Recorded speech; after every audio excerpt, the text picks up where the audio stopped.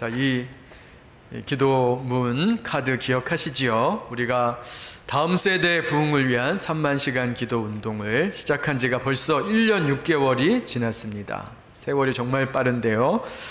그동안 여러분들이 꾸준히 기도에 동참해 주셔서 지금까지 19,000시간의 기도의 양이 채워졌습니다. 할렐루야! 네, 감사드립니다. 기도한다는 게 쉬운 일이 아닌데 이렇게 꾸준히 규칙적으로 기도해 주셔서 감사합니다. 여기 보면 이제 그동안 우리가 총 8가지 기도 제목을 두고 기도했어요.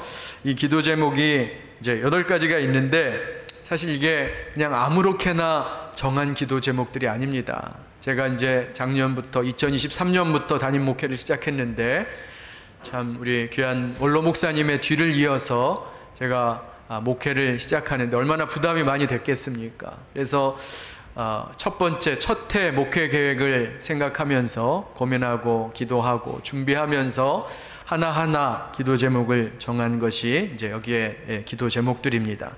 그런데 제가 지난주에 오늘 말씀을 준비하면서 이렇게 기도 카드를 보고 있는데 참 하나님 너무 감사하게도 거의 대부분의 기도에 응답해 주셨다. 이것을 제가 깨닫게 됐어요. 이렇게 조목조목 보게 되면 3번을 보면 온세대 예배에 대한 기도를 했었어요. 근데 지금 온세대 예배가 또 잘 드려지고 있고 또 우리가 방과후 학교 드림스쿨을 위해서 기도했습니다. 그래서 드림스쿨이 작년에 1년 전에 이제 시작이 되어서 이제 열매를 맺어가고 있습니다. 또 4번 기도 제목을 보면 목장 모임을 위해서 기도했는데 목장 모임이 이제 많이 활성화되어서 내년에는 교구 하나를 더 만들려고 하고 있습니다. 또 5번 목장의 기도 제목대로 이렇게 본당 또 영상과 음향 개선 작업이 시설 개선이 완료되었고요. 그 다음에 이제 6번 기도 제목을 보면 이제 리더와 직분자들을 위한 기도 제목이었는데 이번에 28분의 새로운 임직자들을 또 세울 수 있게 되었습니다.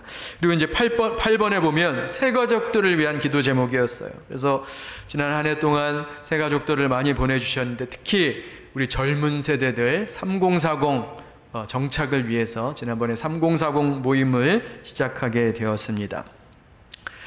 그리고 이제 2번 기도 제목은 하나님의 신실한 예배자 450명에 대한 기도 제목이었는데 제가 이렇게 통계 자료를 봤어요. 작년에 2023년 1월에 통계 자료를 보니까 한 1, 2, 3부 300여 명이 예배를 드렸는데 올해는 지금 1, 2, 3부 400여 명이 예배를 드리고 있습니다. 근데 사실 제가 하나님 앞에 기도했어요. 주님, 아직 우리가 기도한 제목 450명이 채워지지 않았습니다 하고 이제 기도를 하는데 제 마음에 이런 마음을 주시는 겁니다. 함께 드리는 어린아이들도 신실한 예배자다.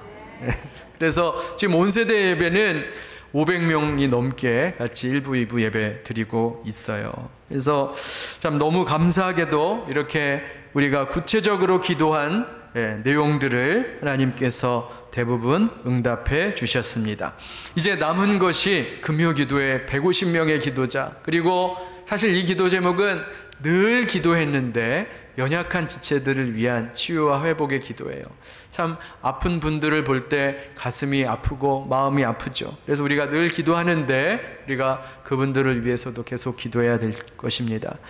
자, 물론 450명이다 150명이다 뭐 숫자 자체가 중요한 것은 아닙니다. 중요한 것은 뭐냐? 하나님께서 우리의 부족한 기도, 연약한 기도까지도 신실하게 응답하셨다. 이것이 우리에게 귀한 줄로, 의미가 있는 줄로 믿습니다.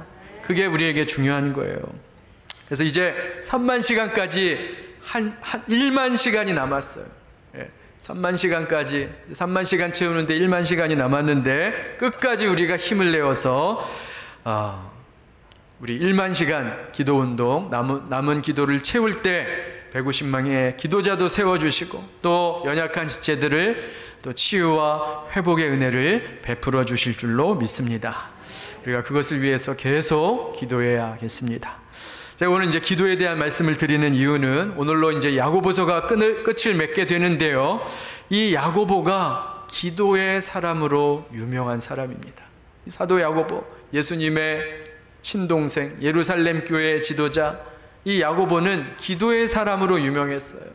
여러분 혹시 낙타무릎이라고 들어보셨어요? 낙타무릎. 바로 야고보 사도를 가리킵니다. 낙타무릎. 야고보 사도가 순교를 했어요. 복음 전하다가 돌에 맞아 이제 순교를 했는데, 예루살렘 교회 성도가 그 시신을 수습하고 장례를 치르는데 모두 깜짝 놀란 겁니다.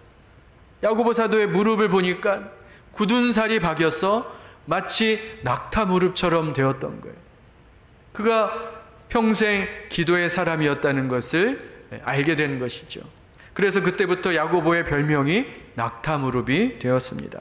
자, 그런 야고보 사도가 지금 모든 성도들에게 이 편지를 쓰면서 가장 간곡하게 당부하는 내용이 바로 기도예요. 13절, 14절 말씀 다시 한번 읽도록 하겠습니다. 자, 시작. 너희 중에 고난 당하는 자가 있느냐? 그는 기도할 것이요. 즐거워하는 자가 있느냐? 그는 찬송할지니라. 너희 중에 병든 자가 있느냐? 그는 교회 장로들을 청할 것이요. 그들은 주의 이름으로 기름을 바르며 그를 위하여 기도할지니라. 고난당하는 자가 있는가? 그렇다면 기도하라는 거예요. 여러분 고난 중에 계세요? 그럼 기도하시기 바랍니다. 고난을 물리쳐 달라고 기도하시고, 또 이 고난을 이길 수 있는 힘을 달라고 기도하시고, 무엇보다도 가장 중요한 것은 이 고난을 통해 영적인 유익을 얻게 해달라고 여러분 기도하시기 바랍니다. 또 즐거워하는 자는 뭐 해야 돼요? 찬송하라 그랬어요. 즐거워하는 자는 찬송하라. 여러분 그런데 꼭 기쁠 때만, 즐거울 때만 찬송하는 게 아니에요. 반대로 이렇게 주변에 보면 찬송하는 자가 그 삶에 기쁨이 넘치더라고요. 찬송을 하면 기쁨을 우리가 소유할 수 있습니다. 이런 찬양이 있어요. 찬송을 부르세요. 찬송을 부르세요. 놀라운 일이 생깁니다. 찬송을 부르세요. 여러분 주일학교 때 다 배우셨죠? 네, 기억을 더듬으셔서 다시 같이 한번 불러보겠습니다. 시작. 찬송을 부르세요. 찬송을 부르세요. 놀라운 일이 생깁니다. 찬송 부르세요. 기억나시죠? 네, 주일학교 때 배웠던 찬양이에요. 근데 여기에 가사처럼 찬송을 부르세요. 찬송을 부르세요. 놀라운 일이 생깁니다. 찬송을 부르면 없던 평강도 생기고 없던 기쁨도 우리 마음에 생기는 줄로 믿습니다. 찬송이 충만한 삶을 살아야 돼요. 또 여기 보면 병든 자는 교회의 장로들을 청하여 기도하라 이렇게 말씀해요. 여기 말하는 장로는 오늘날 목회자를 말합니다. 여러분 병들어 아픈 분이 계시면 목회자들에게 기도해 달라고 청하세요. 그렇게 같이 기도하라는 겁니다.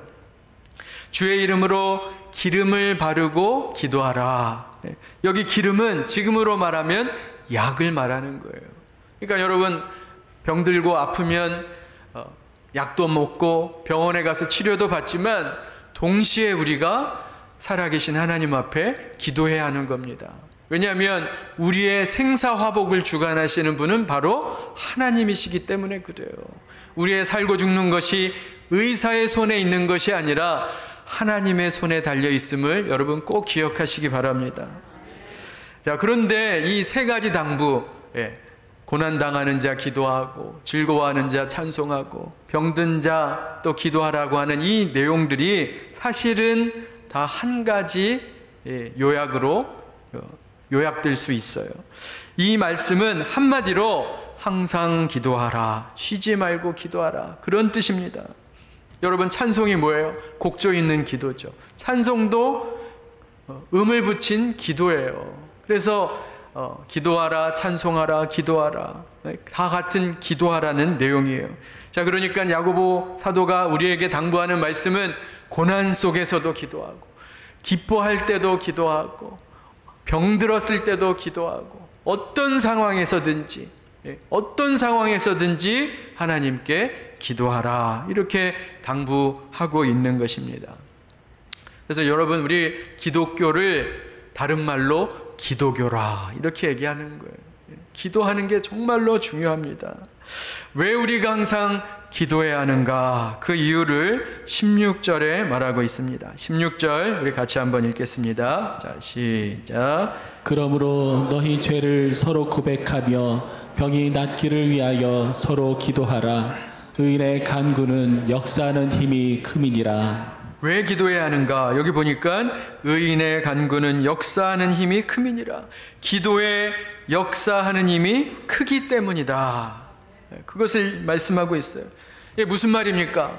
기도 자체가 뭐 대단하다 그런 뜻 아니에요. 기도하는 우리가 엄청난 무슨 대단한 존재다 그런 뜻도 아닙니다.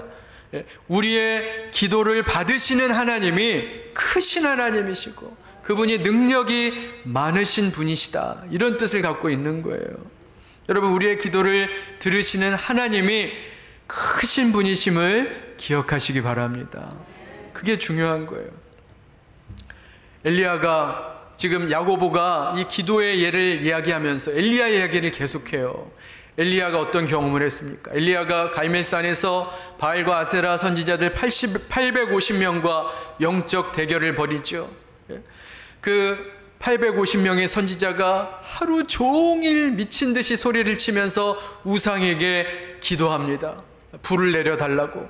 자, 그런데 불이 내려와요, 안 내려와요? 안 내려왔어요. 당연하죠. 우상인데요.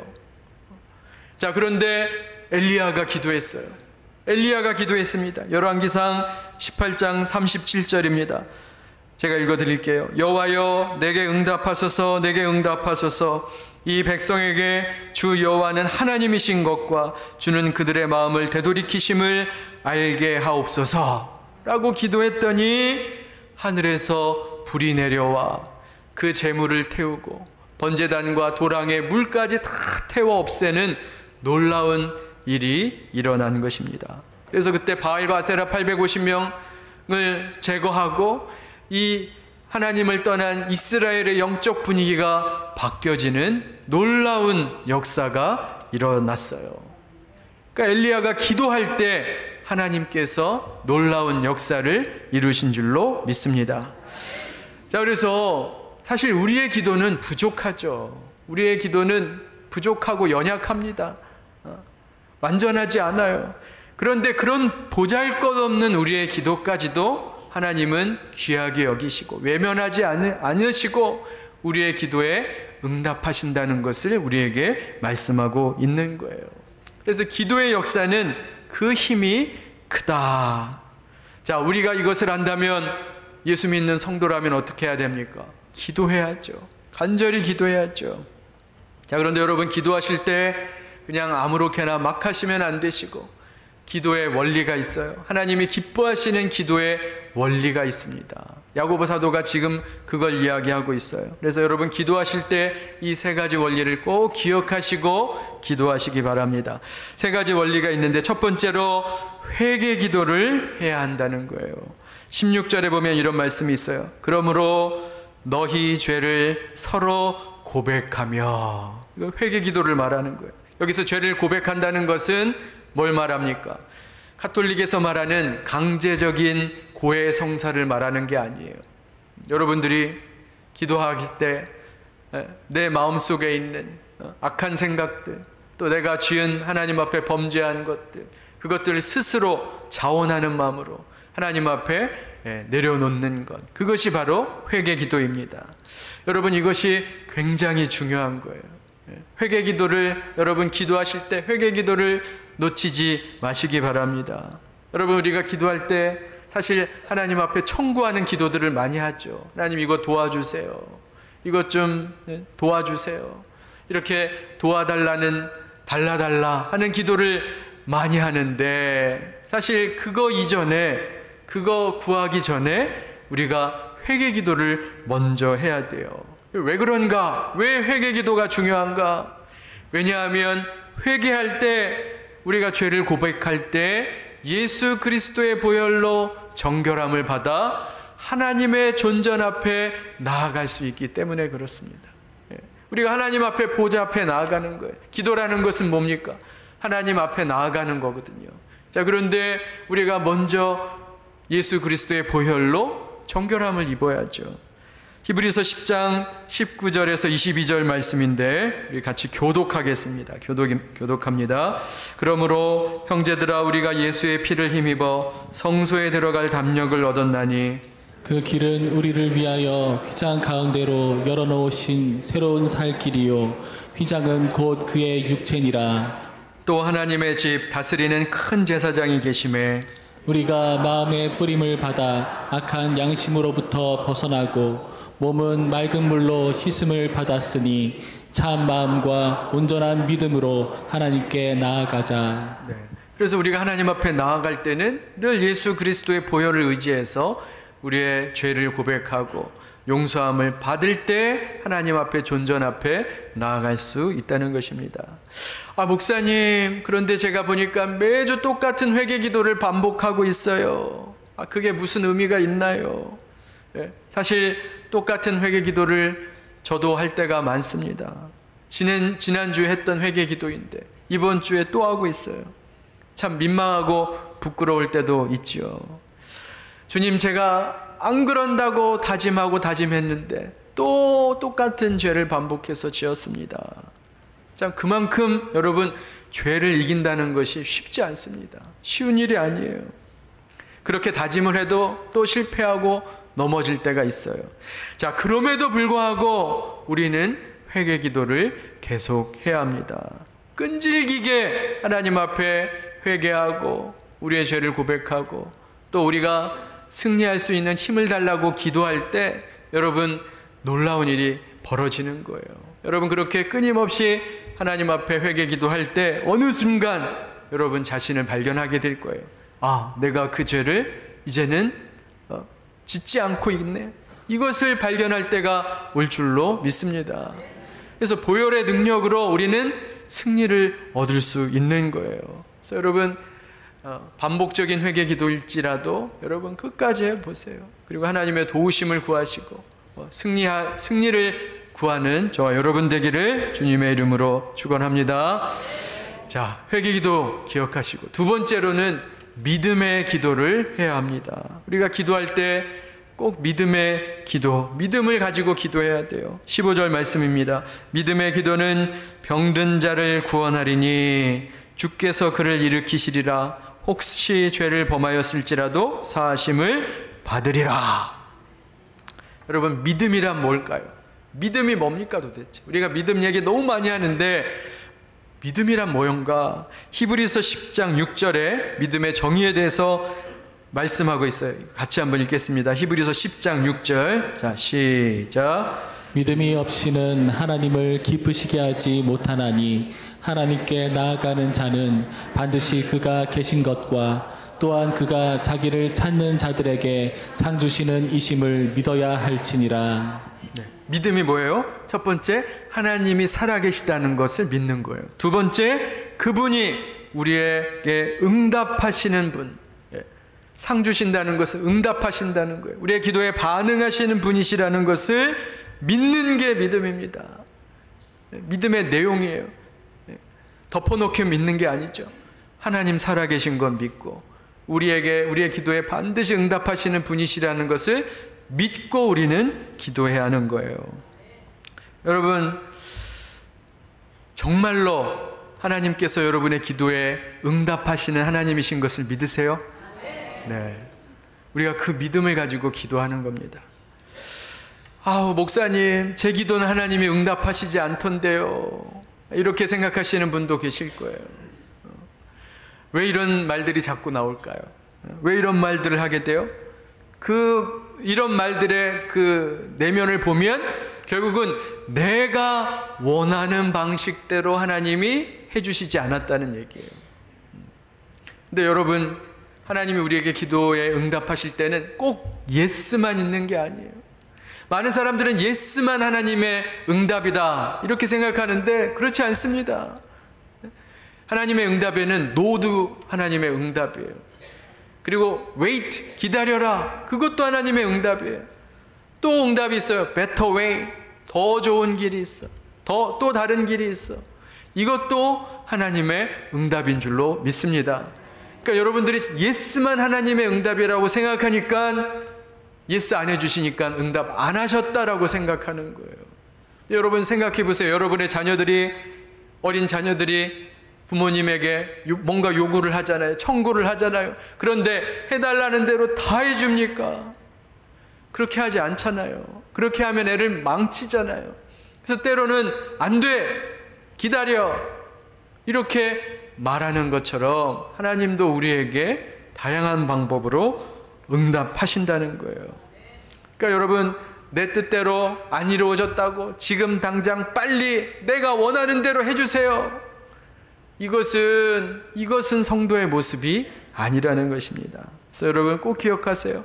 내가 원하는 답은 아닐지라도 하나님은 반드시 성도의 기도에 응답하시는 분이시다. 이것을 꼭 믿으시기 바랍니다. 제 인생을 돌아보니까 이 말씀이 참 진리예요. 네. 여러분도 한번 자신의 인생을 돌아보세요. 제 인생을 돌아보니까 정말로 하나님께서 순간순간 기도의 제목에 응답하셨다. 이것을 절실히 깨닫게 됩니다. 고난 속에 있을 때 그 고난을 돌파하고 지날 수 있게 도와주시고, 또 물질이 부족할 때는 그 부족한 필요한 양들을 채워주시고, 그때 필요한 만큼 하나님이 기도에 응답해 주셨다는 것을 저는 확실하게 믿습니다. 사실 근데 그 순간에는 제가 그걸 몰랐어요. 하나님이 지금 내 기도에 응답하신다는 것을 그때는 정확하게 깨닫지 못했어요. 그런데 제 인생을 관조하고 돌아보니까 그때 하나님이 기도에 응답하셨구나. 이것을 제가 절실하게 깨닫게 됩니다. 여러분, 하나님은 저와 여러분의 기도를 외면하시지 않고 반드시 응답하시는 분이심을 믿음으로 믿으시기 바랍니다. 자, 세 번째로 기도할 때는 의인의 신분으로 기도해야 돼요. 16절에 보면 의인의 간구는 역사하는 힘이 큽니다. 이렇게 말하고 있어요. 그러면서 의인의 예로 엘리야 이야기를 합니다. 17절에 보면 이렇게 말씀해요. 엘리야는 우리와 성정이 같은 사람이로되. 우리와 성정이 같은 사람이로되. 참 옛날 말이죠. 무슨 말입니까? 우리와 똑같은 평범한 사람이라는 뜻이에요. 엘리야도 우리와 똑같은 범인입니다. 보통 사람이에요. 그래서 엘리야도 우리처럼 화를 내고, 때로는 우리처럼 미워하고, 때로는 실수하고 잘못하는 그런 사람이었다는 거예요. 우리와 똑같은 사람이라는 겁니다. 자, 그렇게 엘리야를 우리와 성정이 같다고 얘기하는데, 자, 그런데 엘리야의 기도가 누구의 기도라 그래요? 의인의 기도다. 의인의 기도다. 자, 그렇다면 엘리야가 의인입니까? 죄인입니까? 엘리야가 의인이에요? 죄인이에요? 죄인이에요? 의인이에요? 지금 헷갈리고 계세요. 자, 설명해 드릴게요. 자, 우리는 아담과 하와 이후로 모든 사람들은 다 죄인이죠. 그래서 성경에 나오잖아요. 의인은 없나니 몇 사람도 없어요? 한 사람도 없다. 사실은 모든 사람이 태어나면서 죄인으로 태어나요. 자, 그런데 그랬던 죄인 엘리야가 어떻게 의인이 되었어요? 믿음으로 의인이 되는 겁니다. 은혜로 의인이 되는 거예요. 그래서 로마서 3장 26절에 이렇게 기록합니다. 같이 한번 읽겠습니다. 로마서 3장 26절 시작. 예수 믿는 자를 의롭다 하려 하심이라. 그래서 누가 의로운 자입니까? 누가 의인이에요?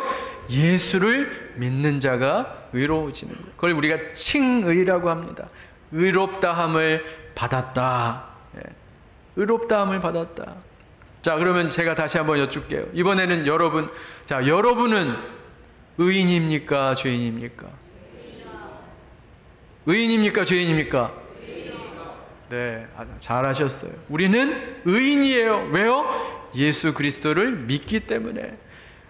예수 그리스도를 믿기 때문에 영적인 신분으로 우리가 의인이 되는 겁니다. 그래서 여러분이 그것을 잘 기억하셔야 돼요. 여러분, 우리가 어떤 나의 행위와 착한 일과 선한 일을 근거해서 의인되는 게 아니에요. 내가 착한 일도 하고 선한 일도 했으니까 의인이다, 그걸 이야기하는 게 아닙니다.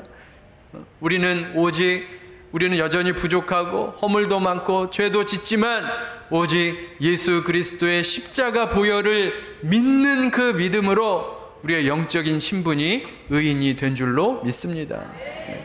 이것을 우리가 기억하고 기도하라는 거예요. 마귀는 끊임없이 우리를 정죄해요. 야, 너 그렇게 허물도 많고 죄도 짓는 그런 인간이 어디 하나님 앞에 뻔뻔하게 기도하냐, 이렇게 우리에게 정죄하는 마음을 주는 거예요. 그런데 그때 우리는 그것을 이 말씀으로 극복하는 거죠.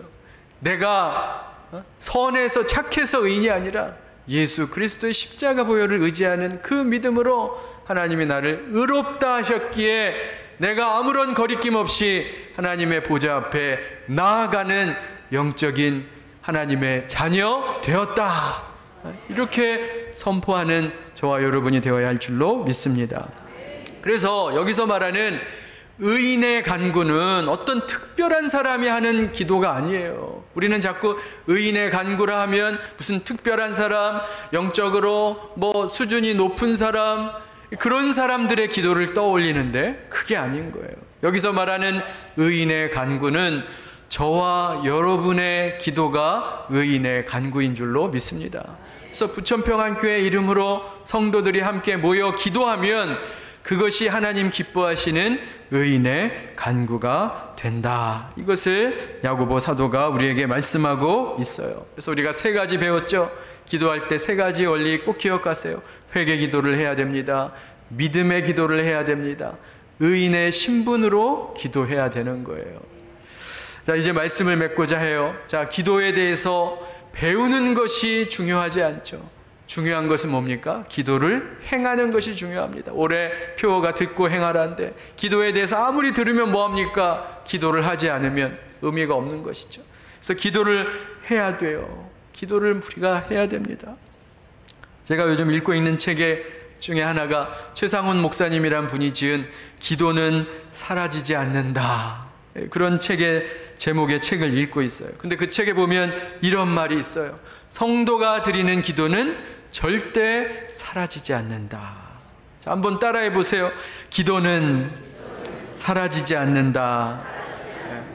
기도는 무의미한 기도라는 것은 없어요. 예수님의 이름으로 기도하는 모든 성도들의 기도는 절대로 버려지거나 사라지지 않는다는 겁니다. 그래서 책에 보면 기도를 겨울에 내리는 눈에 비유하고 있어요. 여러분, 겨울에 보면 눈이 소리 없이 보슬보슬 내리죠. 그런데 눈이 무슨 대단한 게 아니잖아요. 보잘것없어 보이고 힘없어 보이는 눈인데 그것이 수북이 쌓이고 쌓이면 굵은 나무가지도 부러뜨리고 심지어는 지붕도 무너뜨리는 일이 일어난다는 것입니다. 마찬가지로 저와 여러분의 기도 보잘것없고 부족하지요.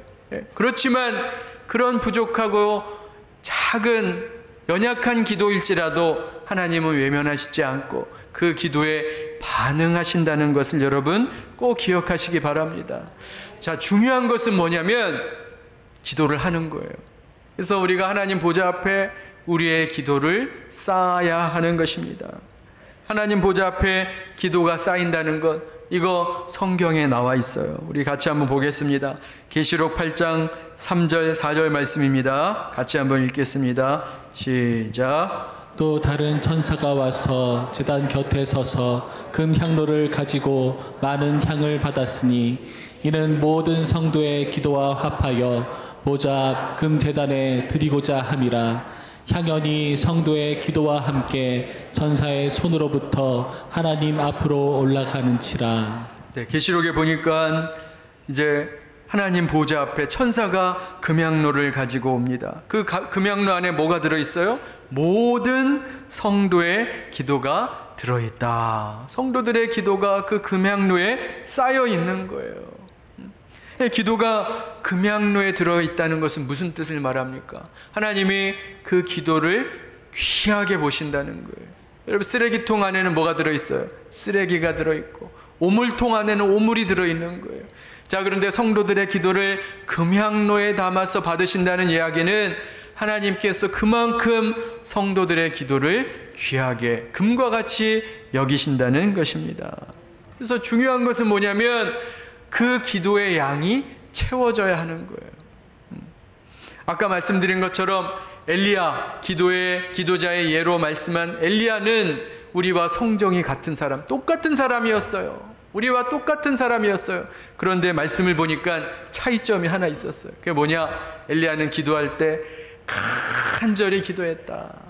간절히 기도했다는 거예요. 간절히 기도한 즉 하나님께서 놀라운 역사를 이루셨다는 겁니다. 여러분, 간절히 기도한다는 게 뭐예요? 오래 기도한다는 뜻이고 또 포기하지 않고 기도한다는 뜻이에요.